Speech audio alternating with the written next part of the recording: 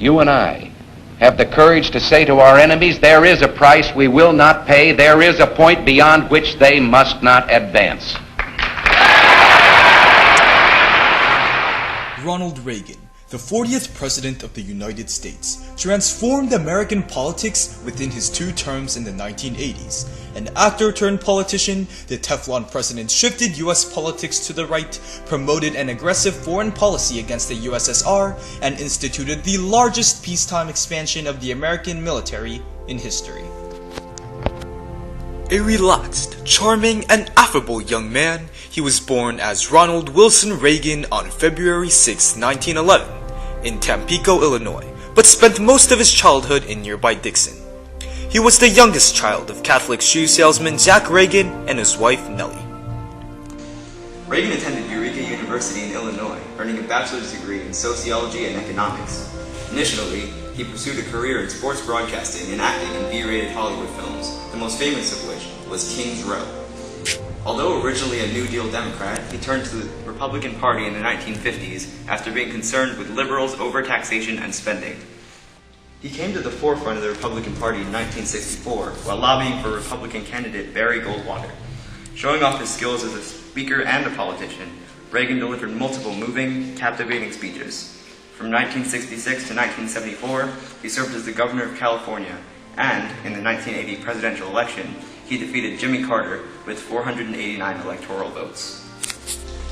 The foundation for Reagan's victory lay in 3 major factors. First off, he had overwhelming support from conservative businessmen, fundamentalist evangelical Christian groups, and the middle class. This new right demanded a return to traditional family values, deregulation, an increase in defense spending, and lower taxes. Second, his campaign attacked Carter's high inflation and unemployment. Moreover, his charismatic and witty personality, along with his public speaking prowess, won him an impressive number of voters. On Inauguration Day, 70-year-old Reagan entered office as the oldest U.S. president, with the task of revitalizing the economy and continuing the Cold War. On 3 goals: reducing the income tax rate, balancing the federal budget, and increasing defense spending. His collection of economic policies, Reaganomics, focused on reducing the scope of the federal government by cutting on social programs by up to 10% and stimulating private growth.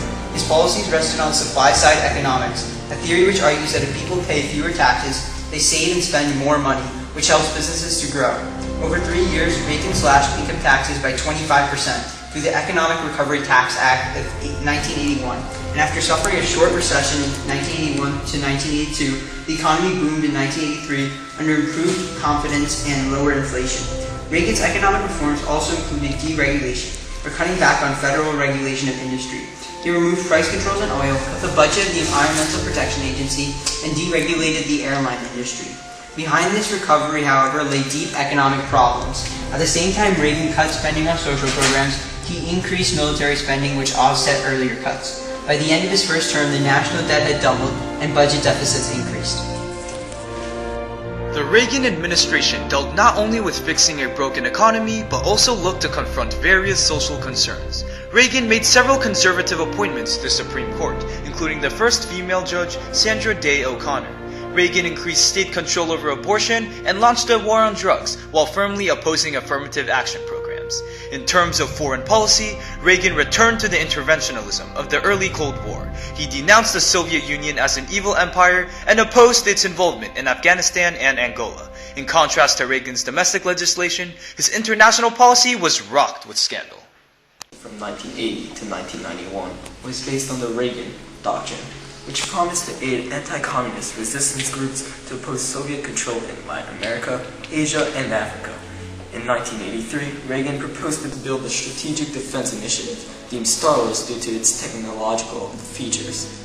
This would be a defense system that deterred enemy missiles from space. Furthermore, in 1981, he denounced Soviet Nicaragua and cut off all aid to its government, the Sandinistas. Instead, he provided support to Contras and the opposition group. In 1983, Congress passed the Bolin Amendment, banning military aid to the Contras because the CIA had aided the Contras without congressional approval. The Bolin Amendment was violated by the Reagan administration in 1986, when it was discovered that Reagan had sold arms to Iran in exchange for the release of American hostages in Lebanon and had used profits from those arms sales to fund the Contras in Nicaragua. In 1987, congressional inquiry into the Iran-Contra scandal resulted in the indictment and conviction of several members of the Reagan administration involved in the cover-up. In addition, Reagan intervened militarily in Grenada, sent military aid of Afghanistan's Mujahideen guerrillas, and supported Iraq against an Iranian invasion in 1980. Under the public outreach, Reagan used his second term to tone down containment and negotiated with the Soviet leader Gorbachev for arms control with the INF Treaty of 1987. By the end of his first term, the Reagan Revolution was running out of steam. Public support for Reagan hit an all-time low by 1986, and at the end of his second term, 78-year-old Reagan had 2 hearing aids, was diagnosed with skin cancer, and had been shot in the leg in a failed assassination attempt. Alzheimer's eventually led to his death in 2004 at the age of 93, yet his memory will live on.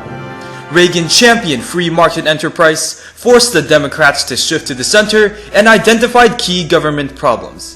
His foreign policy, although jarred by scandal, pushed the USSR to collapse and restored pride in the American military and the entire American nation.